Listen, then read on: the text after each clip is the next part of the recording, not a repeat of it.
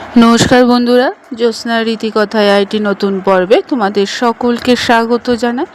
বন্ধুরা, আমরা সবাই তো জানি আগামী 5ই নভেম্বর রাস পূর্ণিমা বা কার্তিক পূর্ণিমা। এই পূর্ণিমার তিথিতে দীপদানের প্রথা রয়েছে। মনে করা হয় এই পূর্ণিমায় দীপদান করলে সমস্ত বাধা বিপত্তি থেকে তোমরা মুক্তি পেতে পারো।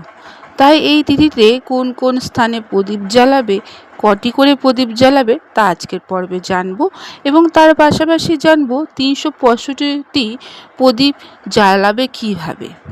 এই তিথিতে এই 365টি প্রদীপ কীভাবে জ্বালানোর রীতি রয়েছে এই সম্পর্কে আজকের পর্বে আলোচনা করব। তাই স্কিপ না করে পুরো পর্বটি দেখো। ভালো লাগলে সবার কাছে শেয়ার করে দেবে, লাইক করে দেবে, আর পাশের বেল আইকনটি অবশ্যই প্রেস করে রাখবে যাতে পরবর্তী ভিডিও নোটিফিকেশন সবার আগে তোমাদের কাছে চলে যেতে পারে। হিন্দু ধর্মে রাস পূর্ণিমা তিথিকে অত্যন্ত গুরুত্বপূর্ণ দেওয়া হয়। এই দিন স্নান দান করলে পুণ্য ফল পাওয়া যায়, পাশাপাশি সুখ সমৃদ্ধিও লাভ হয়। কার্তিকী পূর্ণিমা বা রাস পূর্ণিমার দিনে আবার দেব দীপাবলি পালিত হয়। এই তিথিতে শিব ত্রিপুরাসুরে বধ করেছিলেন, সেই খুশিতে দেবতারা দীপাবলি উৎসব পালন করে। তাই এই তিথিটি দেব দীপাবলি নামে পরিচিত। এই বছর আগামী 5ই নভেম্বর 2025 দেব দীপাবলি পালিত হবে। বাস্তু অনুযায়ী এই তিথিতে সন্ধ্যা নাগাদ যদি বাড়িতে 5টি স্থানে প্রদীপ জ্বালানো যায় তাহলে খুব শুভ ফল পাওয়া যায়। তবে কোন কোন স্থানে তোমরা প্রদীপ জ্বালাবে তা এবার তোমরা জেনে নাও। প্রথমেই বলি তুলসী গাছের পাশে। বাস্তুশাস্ত্র অনুসারে কার্তিকী পূর্ণিমা বা রাস পূর্ণিমায় তুলসী গাছের পাশে ঘিয়ের প্রদীপ জ্বালানো খুব শুভ।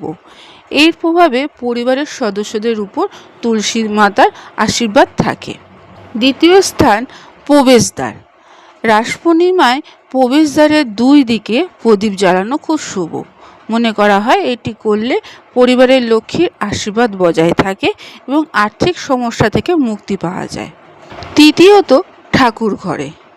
দেব দীপাবলি বা কার্তিকী পূর্ণিমা বা তোমরা বলতে পারো রাস পূর্ণিমার দিনে বাড়ির ঠাকুর ঘরে প্রদীপ জ্বালানো খুব শুভ। এতে দেবদেবীরা খুশি হন এবং তাদের আশীর্বাদ পাওয়া যায়, পরিবারের সুখ শান্তিও বজায় থাকে। তারপরে বলি রান্নাঘর। কার্তিকী পূর্ণিমায় রান্নাঘরে প্রদীপ প্রজ্বলিত করলে শুভ পরিণাম পাওয়া যায়। এতে পরিবারে অন্ন ভাণ্ডার ভরে থাকে, কখনো খালি হয় না। এরপরে বলি আঙিনা বা উঠোন। প্রচলিত বিশ্বাস অনুসারে কার্তিকী পূর্ণিমার দিন আঙিনায় প্রদীপ প্রজ্বলিত করাকে সমস্ত নেতিবাচক শক্তির প্রভাব থেকে মুক্তি পাওয়া যায় এবং ইতিবাচক শক্তি বাস করে। মন্দিরে কার্তিকী পূর্ণিমার দিনে পার্শ্ববর্তী মন্দিরে গিয়ে যদি প্রদীপ জ্বালানো যায় তাহলে খুব শুভ ফল পাওয়া যায়। এর ফলে দেবদেবী প্রসন্ন হন, সুখ সমৃদ্ধি এবং উন্নতি বৃদ্ধি আশীর্বাদ পাওয়া যায়। এরপরে বলি পুকুর বা নদীর ধারে। যদি আশেপাশে পুকুর বা গঙ্গা নদী থাকে তাহলে এই পূর্ণিমা তিথিতে নদী বা পুকুরের পাশে প্রদীপ জ্বালিয়ে রাখতে পারো। মনে করা হয় এই স্থানে প্রদীপ জ্বালালে জীবনে আগত বাধা বিপত্তি কেটে যায়, সুখ সমৃদ্ধি ঘটে। এবার তোমরা ভাববে যে কার্তিকী পূর্ণিমার দিন কটি প্রদীপ জ্বালানো দরকার। শাস্ত্রমতে কার্তিকী পূর্ণিমা বা দেব দীপাবলিতে 11টা, 21টা, 51টা বা 108টা প্রদীপ যদি তোমরা জ্বালাতে পারো তাহলে খুব শুভ। এর চেয়েও বেশি সংখ্যক প্রদীপ প্রজ্বলিত করা যেতে পারে। কথিত আছে যে কার্তিকী পূর্ণিমায় দীপদান করলে সমস্ত দোষ থেকে মুক্তি পাওয়া যায়। কার্তিকী পূর্ণিমায় প্রদীপ জ্বালানোর শুভক্ষণ থাকছে 5ই নভেম্বর। প্রদোষকালটি প্রদীপ জ্বালানোর জন্য খুবই শুভ। এই তিথিতে সন্ধ্যে 5টা 10 মিনিট থেকে সন্ধ্যে 7টা 47 মিনিট পর্যন্ত প্রদীপ জ্বালানোর শুভক্ষণ থাকছে। কার্তিকী পূর্ণিমায় অনেকে 365টি প্রদীপ জ্বালিয়ে থাকে। এটি করলে খুবই শুভ। এই বাতি জ্বালালে পরিবারের বাস্তুদোষ দূর হয়, পাশাপাশি জীবনের সুখ শান্তি সমৃদ্ধি আনন্দ ধন বৈভব যশের আগমন ঘটে। বন্ধুরা, কার্তিক পূর্ণিমায় 365টি বাতির প্রদীপ প্রজ্বলিত করা খুবই শুভ। এই বাতি জ্বালালে পরিবারে বাস্তুদোষ দূর হয়। পাশাপাশি জীবনে সুখ, শান্তি, সমৃদ্ধি, আনন্দ, ধন, ভৈভব, যশের আগমন ঘটে। 365 বাতির প্রদীপ জ্বালানোর জন্য একটি 5টি সুতো বিশিষ্ট মৌলি ধাগা নিতে হবে।